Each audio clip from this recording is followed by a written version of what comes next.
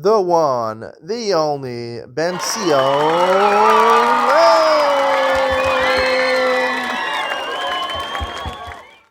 Good morning and welcome to Yeshiva YouTube, Iyun Mitzion, as we learn today Maseches Yoma, Perek Zayin, Mishnah Hey, and Perek Ches, Mishnah Aleph. The 8th Perek actually is the only Perek which talks about practical halachos nowadays in Kippur, because we don't have the Beis Hamikdash, so the first 7 Brakim don't really apply. The 8th Perek starts off talking about the 5 Inuyim on Yom Kippur. You have 5 things you can't do. We all learned about these things growing up. Now, one of them is definitely Midoraisa, Achila and Shtia, because it says in the Torah, right, that you get kares if you eat or drink a certain amount. And there's 4 other Inuyim, Rachitza, Sicha, Nilas Sandal, Tash, Shamita. There's a question in the Rishonim, is that Doraisa, Derabbanan? According to the Rambam and the Rosh, it's Derabbanan. What's the proof? Because the Mishnah says that if you're a king or a kala, you could wash your face. How could you wash your face? It's Doraisa. How do the Rabbanan have the ability to say, don't do a Doraisa, to violate a Doraisa? You can't do that. Yesh koch b'yad chachamim to say Sheiv al Tasta, don't do something. They don't have the power to go ahead and tell you to violate an Isra Doraisa. So the Ran, based on this, says the Ran seems to be the accepted opinion. It's Doraisa.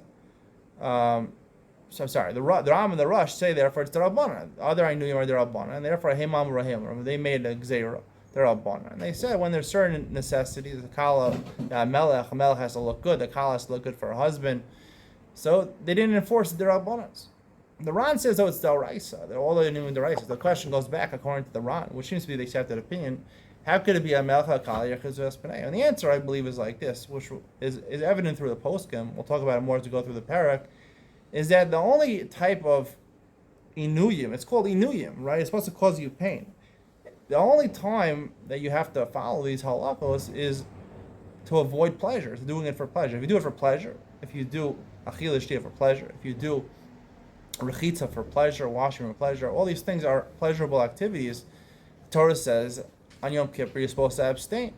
But if you're not doing it for the purpose of pleasure, then it's not asur at all. And the Melech HaKala, the Melech washes his face not so that you can enjoy taking a shower or washing his face because his face is dirty. He's doing it because a Melech b'yafya techazena yinecha. The Gemara says a Melech supposed to, his face is supposed to be something, is the property of everyone in the tzibor, of everyone of Klal Yisrael. Supposed to see a nicely groomed king. So therefore, he's not washing his face to enjoy his face. He's washing it to display the grandeur of a king. And similarly, a kala also, the Gemara says you don't want to ragana al baila. Slicha. And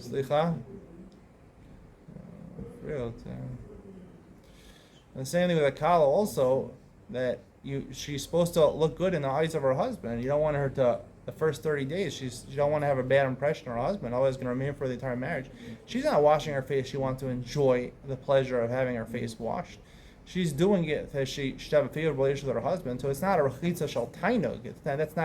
And that wasn't incorporated to the Isser. The Chazal understood the Isser, the Isurim, the 5 Inuyim of Yom Kippurim, to abstain is only for pleasure. If you're not doing it for pleasure, if your whole reason is you're doing it for a totally different reason, that's why it's mutter, and I believe it's asur midaraisa. But in cases where you're not doing it for pleasure, there's a lot of makom to be made. I hope you enjoyed today's share. See you on the next one.